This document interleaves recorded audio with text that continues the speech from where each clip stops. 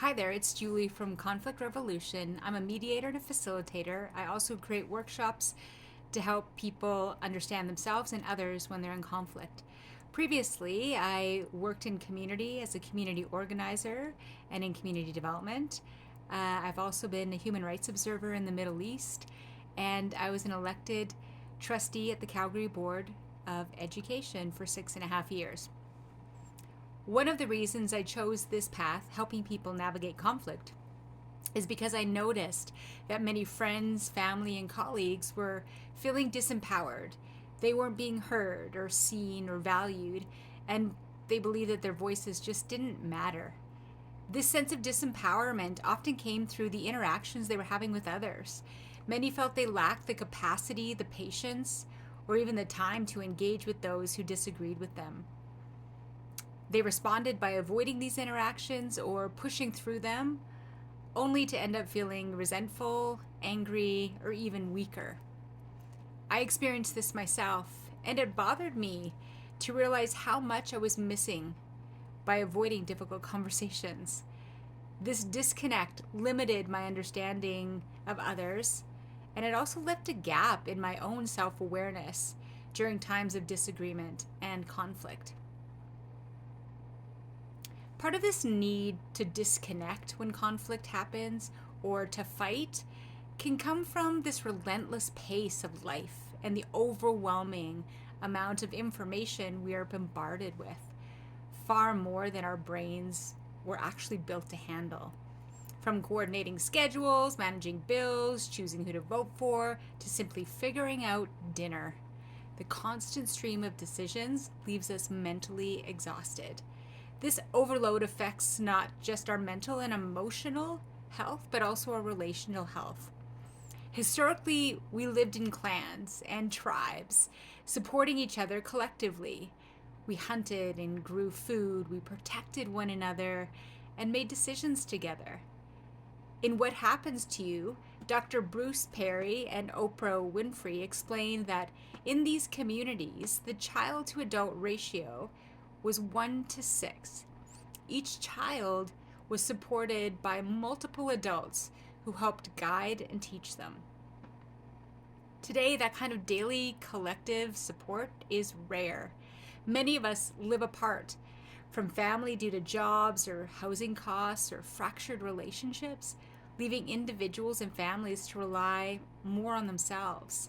This disconnection also means that we're missing out on the challenging conversations that once helped us grow and even survive. Instead of engaging, we often avoid or fight through difficult discussions, or we just simply agree just to get it over with. This has led to a reliance on headlines or sound bites to form our views, and we've lost the ability to think critically and reflectively.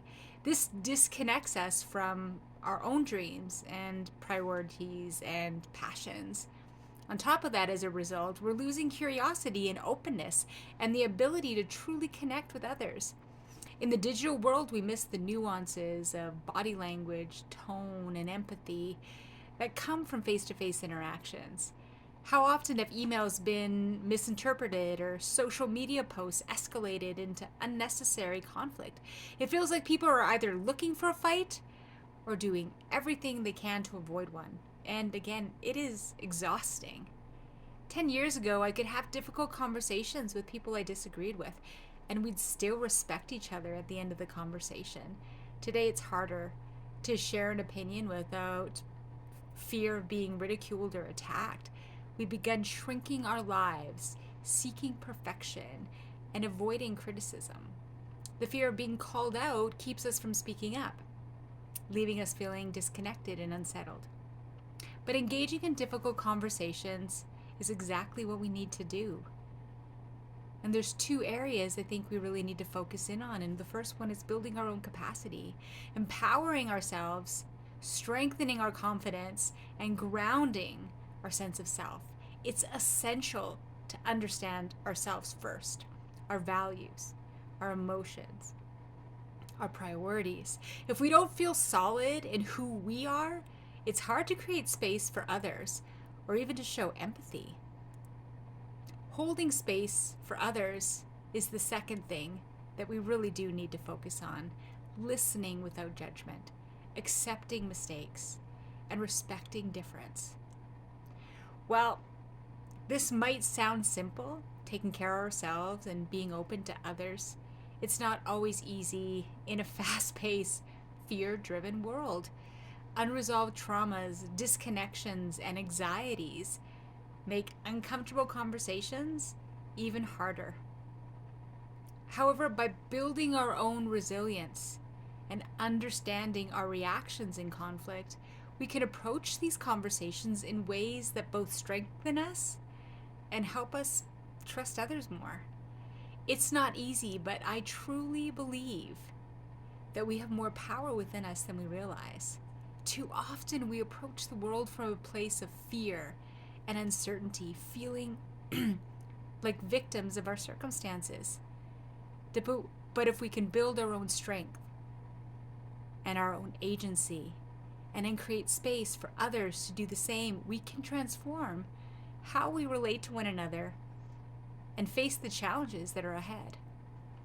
In upcoming videos, I'm going to explore these two areas a lot more, ourselves and how we hold space for others, and bring forward some practical ways to build resilience and engage in conflict more effectively. Thanks again for watching, and we'll see you again soon.